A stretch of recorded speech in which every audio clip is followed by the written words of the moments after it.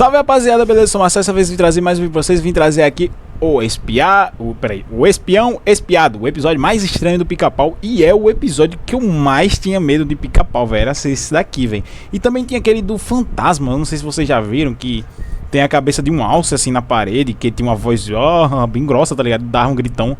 Aquele grito dava medo também, rapaziada. Comenta aí o que você achar desses episódios do Pica-Pau. Inclusive, se você quiser assistir, tem uma playlist aí de assistindo os episódios do Pica-Pau junto com colegas. Então dá uma acompanhada, deixar o like, se inscreve, ativa o sininho e simbora lá. E 1, 2, 3. Pica-Pau fez parte da infância de muita gente. E se tu nunca ouviu falar, tu foi criança errado. Esse desenho sempre foi muito popular e várias pessoas assistem até hoje. É só tu olhar as views dos episódios upados no YouTube. Se tu é criança, o desenho é muito engraçado por si só, mas ele consegue bater diferente também às vezes. Ele tem cenas bem absurdas e cômicas, mas ele também passa uma vibe bem desconfortável e dá um certo medo às vezes. E bom, quando você é adulto e tu vai assistir esse desenho de novo, tu percebe várias coisas que passaram despercebidas quando tu assistia esse desenho blindado pela tua inocência infantil. Coisas bizarras, coisas bem estranhas e profundas. O desenho Pica-Pau e o seu universo sempre foram bem adultos de certa forma, isso na minha visão, claro. Um bom exemplo que eu posso colocar aqui é a notável violência, armas de fogo, armas brancas, bombas e agressões. E tudo bem, isso era comum nos desenhos de antigamente. A gente assistir isso aqui, pô, era normal, pô. A gente, tipo assim, ai, não pode botar mais hoje em dia arma nos desenhos para as crianças assistir porque influencia a cabeça das crianças. Ai, toma no... Até gostava, na verdade. O que mais me chamava atenção era o humor ou algumas piadas, no mínimo estranhas, que tinham pra crianças. O exemplo que eu posso dar pra vocês certamente é o Pica-Pau Biruta. O Pica-Pau passou por vários reworks e redesigns durante a sua vida útil na TV. Durante uma época, lá no começo da sua exibição, o Pica-Pau era completamente maluco e até a aparência dele era bem diferente. Ela era menos convidativa, remetendo bem a sua personalidade. Esse Pica-Pau era meio assustador. O fato dele ser biruta, como todo mundo fala, era pra ser uma piada, um personagem sem limites. Só que muitas vezes essa loucura se virava pra algo maquiavélico. Um dos feitos desse Pica-Pau que mais me marcou, e eu acredito que todos vocês devam conhecer, é o famoso incidente do afanador de gasolina. Nesse episódio surgiram memes incríveis, como o famoso "tô procurando rachadores". Mas também foi nesse episódio aonde a cena do diabo necessário surgiu. Na cena, o Pica-Pau tá andando por uma estrada e se depara com uma placa escrita: não, esse episódio não, o do rachador é outro não, esse daí não é o que ele vai pegar gasolina no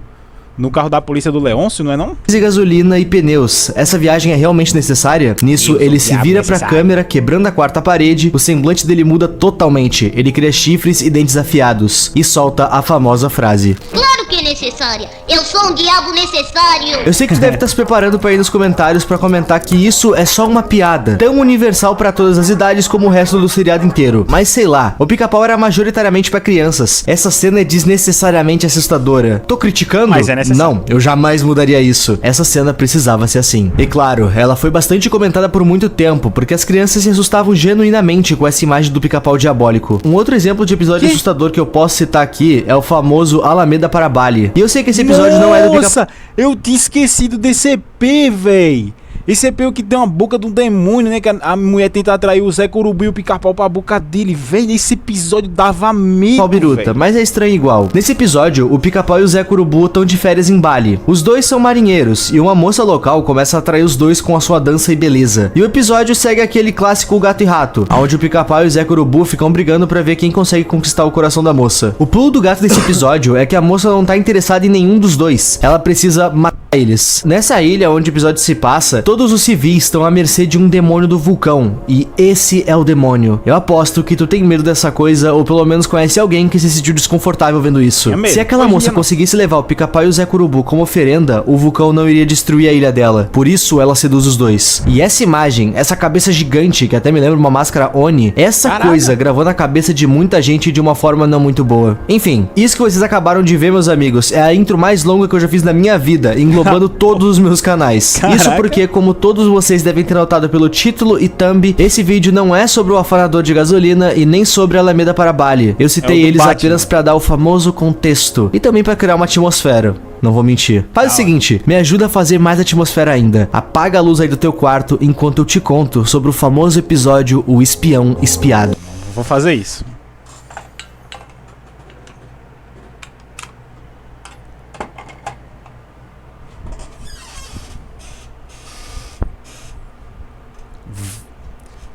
Vou lá, rapaziada. Vou deixar só a luz aqui do negócio aqui pra vocês me verem também, né? Mas bora lá. Já apaguei a luz. Esse episódio em específico não tem nem pé nem cabeça, ele é sem rumo. A primeira coisa que chama a nossa atenção nele é que, diferente do outro episódio, ele começa com um aviso na tela, abre aspas, a história que você vai ver é uma grande mentira, nenhum nome foi trocado pela proteção de ninguém. Ok? Um ponto a se citar sobre o episódio é, o episódio inteiro é narrado e o Pica-Pau não fala. Quer dizer, no áudio original ele não fala, mas na dublagem ele fala pra ler uma coisa ou outra pra gente. Enfim, o episódio começa com 2 detetives sentados conversando, até que o telefone toca e um deles é chamado. Quem atende o telefone é o detetive chamado Quinta-feira. O nome dele ser Quinta-feira é estranho, mas não é à toa. Guarda essa informação. A chamada dizia que uma fórmula secreta foi roubada de um laboratório. E nisso, os 2 detetives foram procurar por suspeitos nos arquivos daquela delegacia, sei lá, não sei onde o detetive fica. Nessa busca, eles acham um suspeito que eles decidem investigar, o famoso Bat, ou morcego, que inclusive me lembrou bastante o Batman. Por que será, hein? Esse morcego é uma criatura que se assemelha com um morcego.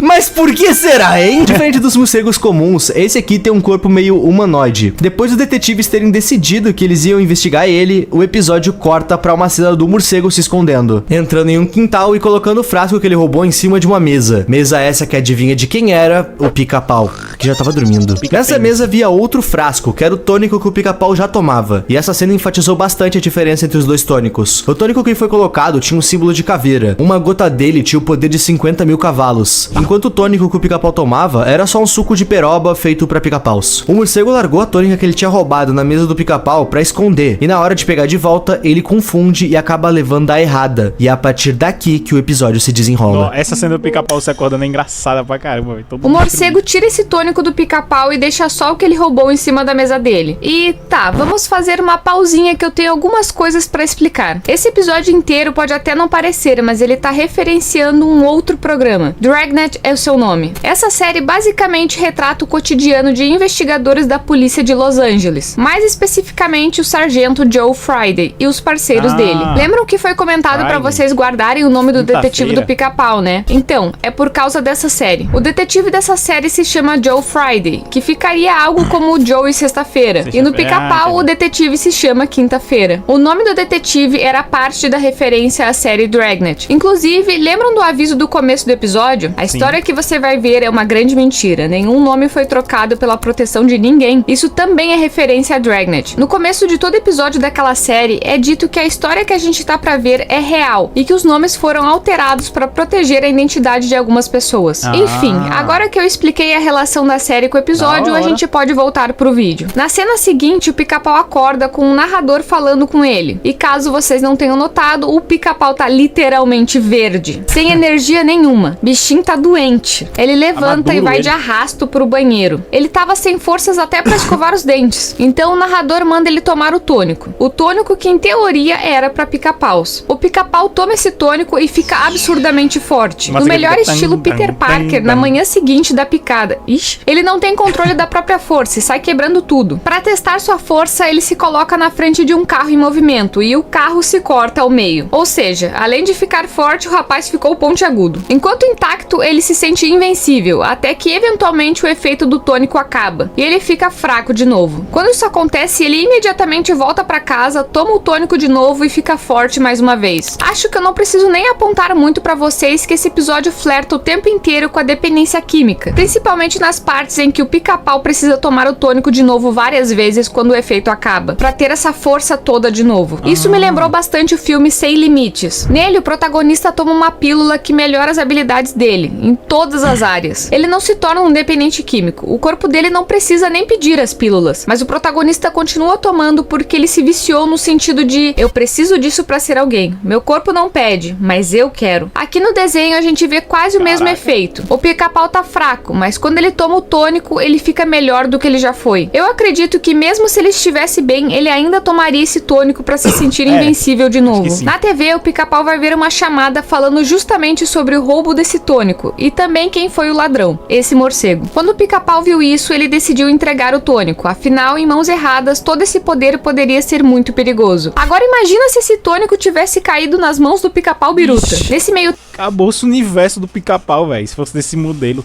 Mano, mas Mano, eu sei que isso dá força, mas se aquele bicho pega isso, Ele ia ser perigoso pra caramba, tempo do velho. episódio, o morcego já tá na volta do Pica-Pau. O Pica-Pau queria ir até a polícia entregar o tônico. Nisso, o morcego muda algumas placas da cidade pra atrair o Pica-Pau pro meio do nada, na casa dele. Tudo pra dar cabo do Pica-Pau e pegar o tônico pra si. O morcego tenta matar o Pica-Pau a todo custo pra pegar o tônico. Só que como o Pica-Pau estava sob o efeito do tônico, nada que Pica-Pau a todo custo pra pegar o tônico. Só que como o Pica-Pau estava sob o efeito do tônico, nada que o morcego fazia machucava ele. No final, o Pica-Pau consegue capturar o morcego, coloca ele num baú e leva para os detetives. Detetives esses que ficaram sentados no quartel-general o episódio inteiro. O Pica-Pau havia colocado o morcego dentro de um baú, mas quando ele vai mostrar esse baú para os detetives, não tem nada lá dentro. Só um porrete e um suco de peroba do Pica-Pau. De alguma forma, o morcego conseguiu escapar. E nem pergunta pra mim porque eu não faço a menor ideia de como. Os detetives pedem pro Pica-Pau mostrar como tudo aconteceu, mas quando ele vai mostrar, o efeito do tônico acaba e ele perde a força de novo. O episódio termina com os detetives não acreditando nele e dizendo que ele anda vendo muita televisão. Na minha visão, esse episódio todo é sobre dependência química, representada pela força e agilidade que o Pica-Pau ganha. Ele não fica viciado biologicamente, ele precisa daquela substância para tirar o melhor dele mesmo, o que me parece muito com o álcool ou cocaína. Principalmente... Essa analogia que ela fez aí, eu já, tipo, só se os diretor confirmar, mas aqui, como é teoria dela, ou também do cara, né? Ou que tava falando no começo, eu acho, na minha opinião, que não é isso, desse negócio de dependência química, só pra deixar bem claro. Não concordo com a teoria dela. Não quer dizer que tá errado. Então, só não achei que combina, tá ligado? Não acho que não tem nada a ver. Com o fato dele ficar fraco no rebote do tônico, parecido com uma ressaca. Ele fica dependente daquela substância e se sentindo no topo do mundo quando consome ela. No final desse episódio existe mais uma referência a Dragnet. No caso, é a cena de fechamento, de um cara batendo num martelo e acertando o dedo. Isso acontecia em Dragnet também, com a diferença de que esse é na vida real e o cara não martela o dedo. Agora, toma uma curiosidade dentro da referência. O som da martelada acertando o prego em Dragnet mais tarde foi usado como som da abertura da Adult Swim.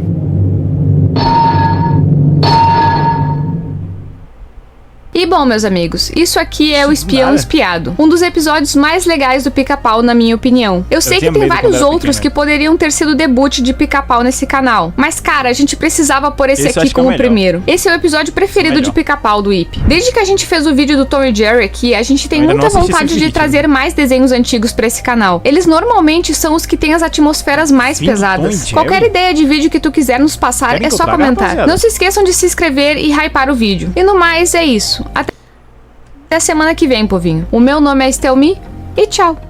Caramba, esse episódio é muito bom. Esse episódio é bom pra caramba. Rapaziada, comenta aí o que você achou. Comenta qual é o seu tipo de Pica-Pau favorito. O meu acho que é o Biruta, se eu não me engano. Mas tem várias versões que eu ainda também gosto muito. Acho que uma das versões que eu mais assisti foi aquele que ele fica no Velho Oeste, velho. Que tem vários episódios que ele tá lá no Velho Oeste. Eu acho muito da hora. E eu acho muito bom também a rivalidade que ele tem com o João Ceboso, se não me engano o nome dele. Tem aquela cena lá daquele cavalo aí. O João Ceboso perguntei o que ela disse. Aí o cavalo fica.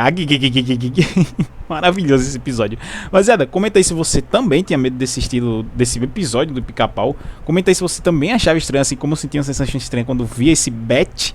Não gostava muito não. Mas deixa aí nos comentários, rapaziada. Um beijo pra todo mundo que assistiu até aqui, rapaziada. Eu vou indo nessa, falou e fui!